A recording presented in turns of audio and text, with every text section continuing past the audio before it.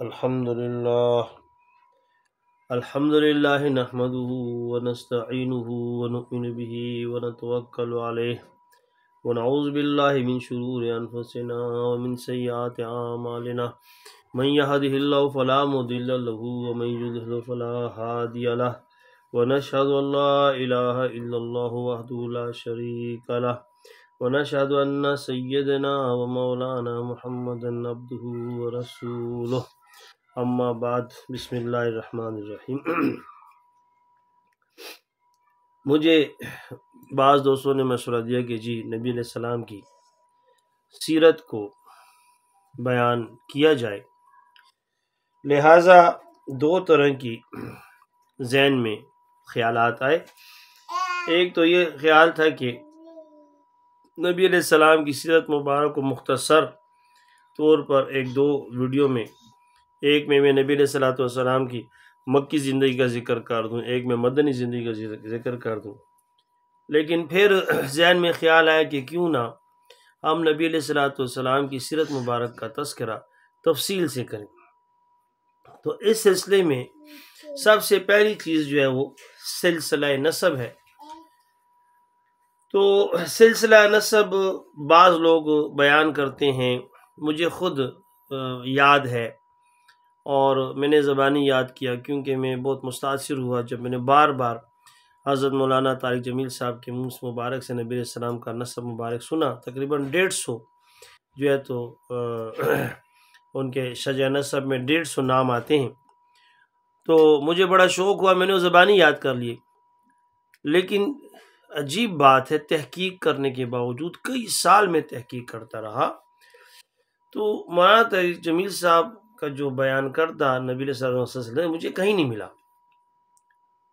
ملا۔ مجھے بڑی حیرت بھی ہوئی، اور میں نے اپنے بعض اساتذہ کرام سے بھی اس بات کا ذکر کیا۔ انہوں نے جو کہا وہ تو میرے لیے کہنا مناسب نہیں ہے، کیونکہ میں تو خود ایک طالب علم ہوں، اور مولانا صاحب کا درجہ بہت اونچا درجہ، میں سمجھتا ہوں علماء سے بھی بڑے علماء کی صف میں آتے ہیں۔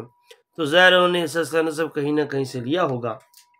بخاری شریف میں جو نبی علیہ السلام کا سلسلہ نسب آتا ہے وہ اس طرح ہے کہ محمد بن عبداللہ بن عبد المطلب بن ہاشم بن عبد مناف بن قصی بن کلاب بن مرہ بن کعب بن لوئی بن غالب بن فہر بن مالک بن نضر بن کنانہ بن خزیمہ بن مدرکہ بن الیاس بن مزر بن نزار بن معد بن عدنان۔ یہاں تک بخاری شریف میں جو مبعث النبی صلی اللہ علیہ وسلم کا باب ہے، اس کے اندر نبی علیہ السلام پر میرے ماں باپ قربان ہوں، ان کے جو سلسلہ نسب ہے وہ یہاں تک ہے۔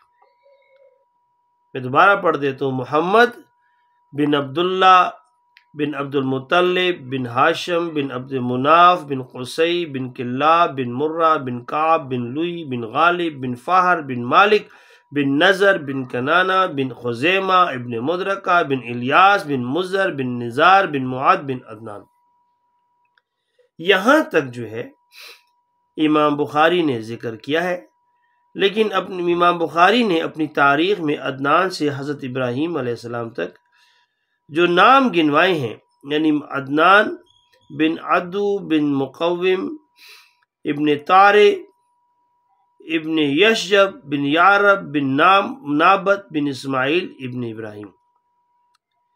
کہا جاتا ہے کہ حضرت اسماعیل علیہ السلام کے 12 بیٹے تھے، جن کا ذکر تورات میں بھی ہے۔ ان میں سے قیدار کی اولاد حجاز میں آباد ہوئی اور بہت پھیلی۔ انہی کی اولاد میں عدنان ہیں، اور حضرت صلی اللہ علیہ وسلم انہی کی اولاد سے ہیں۔ عرب کے نسب اور ان تمام پشتوں کو محفوظ نہیں رکھتے تھے، چنانچہ اکثر نسب ناموں میں عدنان سے اسماعیل علیہ السلام تک صرف 8-9 پشتیں بیان کی جاتی ہیں، لیکن یہ صحیح نہیں۔ عدنان سے لے کر اسماعیل علیہ السلام تک اگر صرف 9-10 پشتیں ہوں تو یہ زمانہ 300 برس سے زیادہ نہ ہوگا، اور یہ امر بالکل تاریخی شہادتوں کے خلاف ہے۔ لہٰذا ہم آگے چلتے ہیں۔ حضرت صلی اللہ علیہ وسلم کا خاندان اگرچہ ابن ان جد معزز اور ممتاز چلا آتا تھا، یعنی باپ دادا سے سارے جتنے بھی تھے سب کے سب معزز تھے اور ممتاز تھے، اور آپ یہ جانتے ہیں کہ اللہ تعالیٰ اپنے نبی کو ہمیشہ معزز اور تعظیم والے خاندان میں پیدا کرتا ہے۔ اور اچھا، لہذا جس شخص نے بھی اس خاندان کو قریش کے لقب سے ممتاز کیا وہ نضر بن کنانہ تھے۔ بعض محققین کے نزدیک قریش کا لقب سب سے پہلے فہر کو ملا اور انہی کی اولاد قریشی ہے۔ حافظ عراقی سیرت منظوم میں لکھتے ہیں، اما قریش فالاصح فہر جماعها والاکثرون النظر۔ اچھا، قصی اس کے بعد آتا ہے، قصی نظر کے بعد فہر، اور فہر کے بعد قصی بن کلاب نے نہایت عزت و اقتدار حاصل کیا۔ اس زمانے میں حرم کے متولی خلیل خزائی تھے۔ قصی نے خلیل کی صاحبزادی سے جس کا نام حبی تھا شادی کی تھی۔ اس تعلق نے خلیل نے مرتے وقت وصیت کی، اس تعلق سے خلیل نے مرتے وصیت کی کہ حرم کی خدمت قصی کو سپرد کی جائے، اور اس طرح یہ منصب بھی ان کی اولاد کو حاصل ہو گیا۔ قصی نے ایک دارالمشورہ قائم کیا جس کا نام دارالندوہ رکھا۔ قریش جب کوئی جلسہ یا جنگ کی تیاری کرتے تو اسی عمارت میں کرتے، قافلے باہر جاتے تو یہیں سے تیار ہو کر جاتے، نکاح اور دیگر تقریبات کے مراسم بھی یہیں ادا ہوتے۔ قصی نے بڑے بڑے نمایاں کام کیے جو ایک مدت تک یادگار رہے، مثلا سقایا اور رفادہ جو خدام حرم کا سب سے بڑا منصب تھا انہی نے قائم کیا۔ تمام قریش کو جمع کر کے تقریر کی کہ سینکڑوں ہزاروں کوس سے لوگ حرم کی زیارت کو آتے ہیں، ان کی میزبانی قریش کا فرض ہے۔ چنانچہ قریش نے ایک سالانہ رقم مقرر کی جس سے مینا اور مکہ معظمہ میں حجاج کو کھانا تقسیم کیا جاتا تھا۔ اس کے ساتھ چرمی حوض بنوائے جس میں ایام حج میں پانی بھر دیا جاتا تھا کہ حجاج کے کام آئے۔ مشعر حرام بھی انہی کی ایجاد ہے جس پر ایام حج میں چراغ جلاتے تھے۔ چنانچہ عقد الفرید میں تصریح کی ہے کہ قصی نے اس قدر شہرت اور اعتبار حاصل کیا کہ بعض لوگوں کا بیان ہے کہ قریش کا لقب اول انہی کو ملا۔ چنانچہ علامہ ابن عبد ربہ نے عقد الفرید میں بھی لکھا ہے اور یہ بھی تصریح کی ہے، قصی نے چونکہ خاندان کو جمع کر کے کعبہ کے آس پاس بسایا اس لیے ان کو قریش کہتے ہیں۔ اچھا جی، اس کے بعد قصی کی 6 اولادیں تھیں جن میں عبد الدار، عبد مناف، عبد العزیٰ، عبد بن قصی، تخمر، برہ، اور قصی نے مرتے وقت حرم محترم کے تمام مناصب اپنے سب سے بڑے بیٹے عبد الدار کو دیے۔ اگرچہ وہ سب بھائیوں میں ناقابل تھے لیکن قصی کے بعد قریش کی ریاست عبد مناف نے حاصل کی اور انہی کا خاندان رسول اللہ صلی اللہ علیہ وسلم کا خاص خاندان ہے۔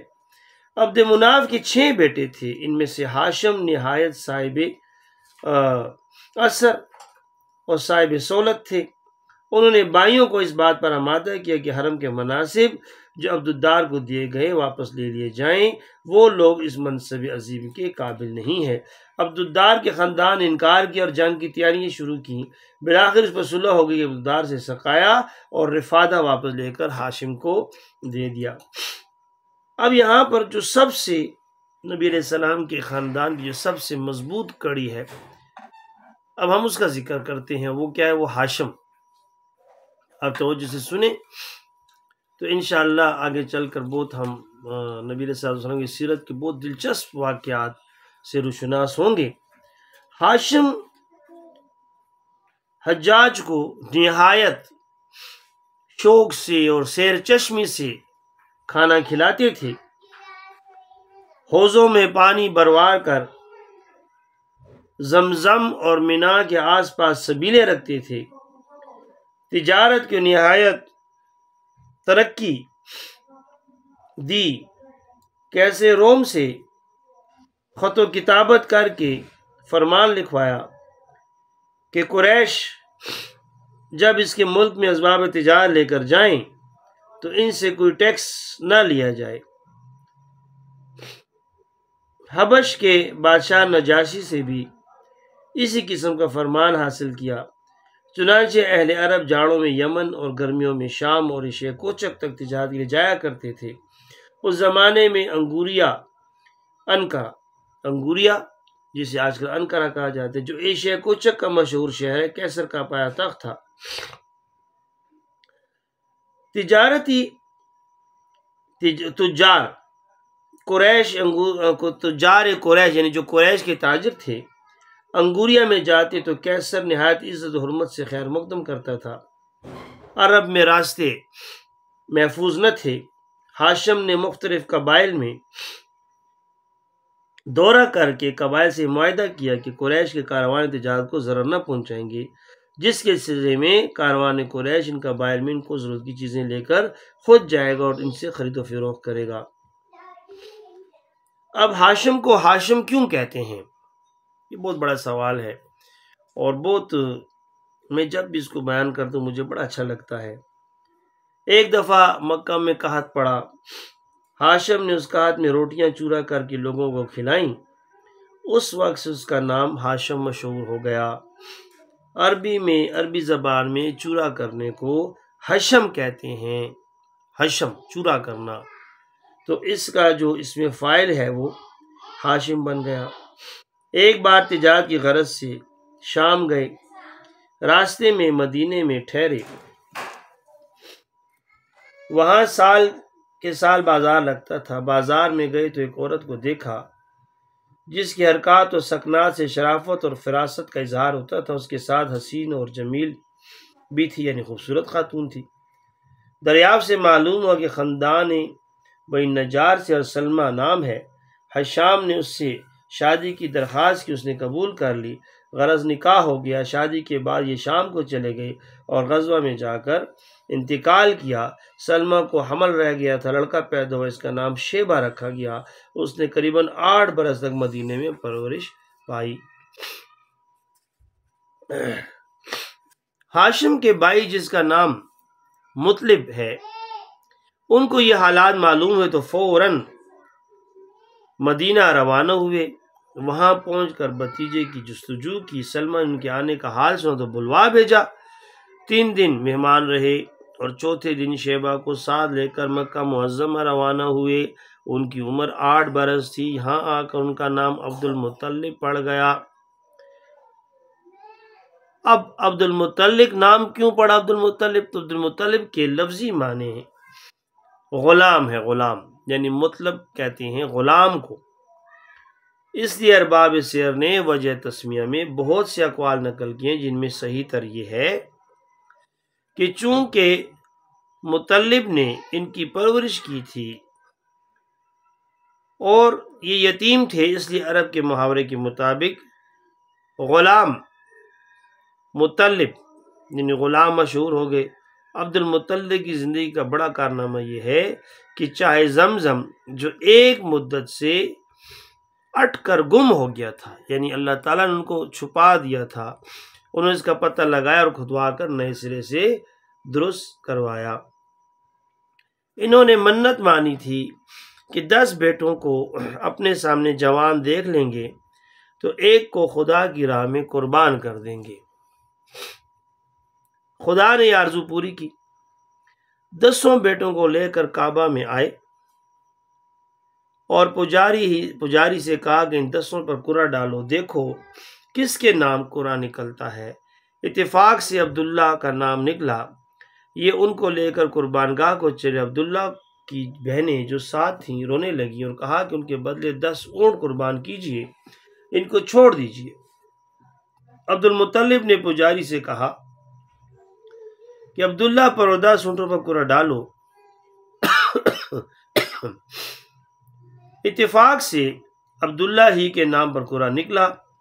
عبد المطلب نے اب 10 کے بجائے 20 اونٹ کر دیے، یہاں تک کہ بڑھاتے بڑھاتے 100 تک نوبت پہنچی تو اونٹوں پر قرعہ آ گیا۔ عبد المطلب نے 100 اونٹ قربان کیے اور عبداللہ بچ گئے۔ یہ واقعی کی روایت ہے۔ ابن اسحاق کا بیان ہے کہ اونٹوں کے معاوضے کی تدبیر رؤسائے قریش نے تجویز کی تھی۔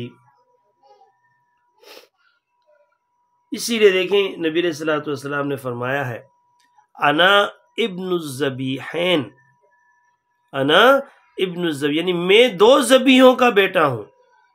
ایک ذبیح اسماعیل علیہ السلام، دوسرے ذبیح ہمارے پیارے نبی صلی اللہ علیہ وسلم کے والد حضرت عبداللہ یونی کا واقعہ ہے۔ یہ وہی عبداللہ ہیں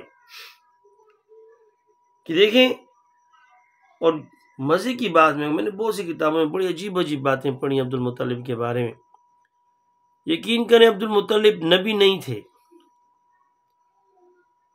اور عجیب بات ہے کہ ان کے اندر نبیوں والی، کبھی کبھی میں اپنے ذہن سے کہتا ہوں کہ نبیوں والی بات ہے۔ جیسے دیکھو ابراہیم علیہ السلام کا جذبہ تھا، اللہ نے کہا بیٹے کو ذبح کرو، بیٹے کو ذبح کرنے چلے گئے۔ انہوں نے منت مانگی تھی اور دیکھیں اپنے بیٹے کو ذبح کرنے جا رہے ہیں، ورنہ بیٹے کو ذبح کرنا۔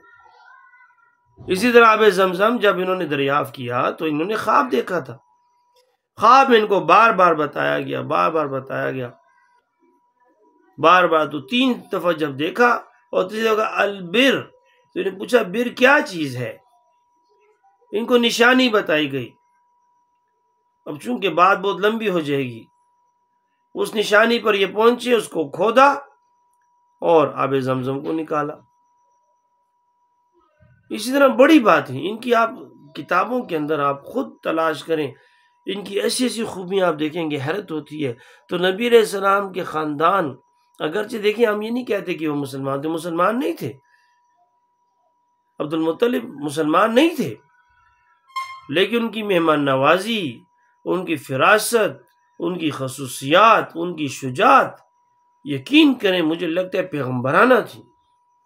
حالانکہ وہ تو مسلمان بھی نہیں تھے، وہ تو دین ابراہیمی پر تھے، پتہ نہیں پورے بھی تھے کہ نہیں تھے دین ابراہیمی پر، لیکن چونکہ نبی علیہ السلام کے دادا ہیں، ہمارے لیے قابل احترام ہیں، تو ان کے اندر ایسی عجیب و غریب خوبیاں موجود تھیں۔ اب جی عبد المطلب کے 10 یا 12 بیٹوں میں سے 5 نے اسلام یا کفر کی خصوصیت سے شہرت حاصل کی، جن میں سے دیکھیں مشہور ہیں ابو لہب ہیں، ابو طالب ہیں، عبداللہ، حضرت حمزہ رضی اللہ عنہ، حضرت عباس رضی اللہ عنہ عام طور پہ مشہور ہے۔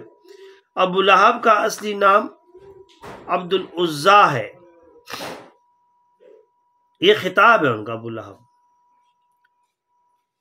ابن سعد نے طبقات میں تصریح کی کہ یہ لقب خود عبد المطلب نے دیا تھا، جس کی وجہ یہ تھی کہ عبد المطلب نہایت حسین اور جمیل تھا، اور عرب میں گورے چہرے کو شعلہ آتش کہتے ہیں، فارسی میں بھی آتشی سرخ یا آتشی رخسار یہ لفظ ہے، تو ان کو اس لیے ابو لہب کہا جاتا تھا۔ اب عبد المطلب کو حضرت عبداللہ کی شادی کی فکر لگ گئی۔ قبیلہ زہرہ میں وہب بن عبد مناف، وہب بن عبد مناف یاد رکھیں نبی علیہ السلام کے نانا کا نام ہے، کی صاحبزادی جن کا نام آمنہ تھا، قریش کے تمام خاندان میں ممتاز تھی۔ وہ اس وقت اپنے چچا وہیب کے پاس رہتی تھی۔ عبد المطلب وہیب کے پاس گئے، عبداللہ کی شادی کا پیغام دیا، انہوں نے منظور کیا اور عقد ہو گیا۔ اس موقع پر خود عبد المطلب نے بھی وہیب کی صاحبزادی سے جن کا نام حالہ تھا شادی کی۔ حضرت حمزہ رضی اللہ عنہ نے انہی حالہ کے بطن سے، حالہ رشتے میں حضرت وسلم کی خالہ ہوئی، اس بنا پر حمزہ رضی اللہ عنہ حضرت وسلم کے خالہ زاد بھائی بھی ہیں۔ دستور تھا کہ جو دلہا بھائی ہوتا ہے، دلہا شادی کے بعد 3 دن تک سسرال میں رہتا تھا۔ عبداللہ 3 دن سسرال میں رہے، پھر گھر چلے آئے۔ اس وقت ان کی عمر تقریباً 17 برس سے کچھ زیادہ تھی۔ عبداللہ تجارت کے لیے شام کو گئے، واپس آتے ہوئے مدینہ میں ٹھہرے اور بیمار ہو کر یہیں رہ گئے۔ عبد المطلب کو یہ حال معلوم ہوا تو اپنے بڑے بیٹے حارث کی وہ خبر لانے کے لیے بھیجا۔ وہ مدینہ میں پہنچے تو عبداللہ کا انتقال ہو چکا تھا۔ چونکہ یہ خاندان میں سب سے زیادہ عزیز تھے، تمام خاندان کو سخت صدمہ ہوا۔ عبداللہ نے ترکہ میں اونٹ، بکریاں اور ایک لونڈی چھوڑی تھی جس کا نام ام ایمن رضی اللہ عنہ تھا۔ یہ سب چیزیں رسول اللہ صلی اللہ علیہ وسلم کو ترکے ملی۔ ام ایمن رضی اللہ عنہ کا اصلی نام برکہ تھا۔ انشاءاللہ یہاں تک یہ ہمارا پہلا حصہ تمام ہوا۔ اس کے بعد انشاءاللہ ہم نبی علیہ السلام کی ولادت اور ان کی رضاعت اور ان کا جو ہے تو بچپن کے بارے میں انشاءاللہ ہم ذکر کریں گے۔ اللہ تعالیٰ آپ کو اور ہم کو نبی علیہ السلام کی محبت، ان کا عشق نصیب فرمائے۔ وما علینا الا البلاغ۔ جزاک اللہ خیرا۔